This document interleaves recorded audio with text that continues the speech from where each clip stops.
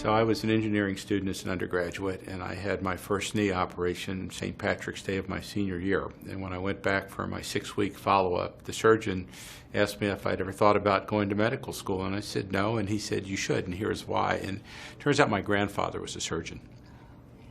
And he graduated from Georgetown in 1928. He did general practice for many years. During World War II, he went to Mayo for 2 years and learned surgery, and then he came back and practiced in Arlington. And this doctor looked at me and says, "I've known your grandfather, and I think you have it in your blood." It was in his blood, and so was giving back to Virginia.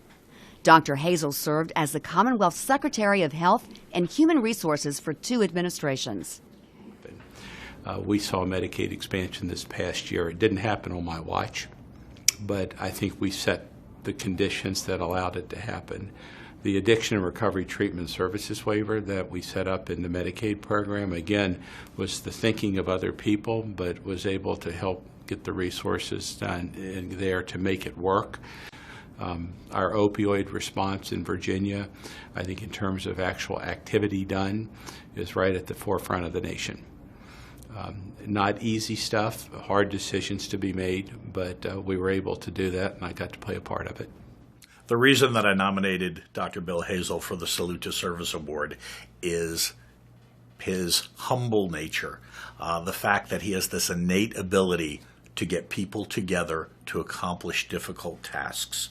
That is his true talent, and that led to his success both as Secretary of Health and Human Services for the Commonwealth of Virginia, as President of the Medical Society of Virginia, and now a Senior Advisor at George Mason University.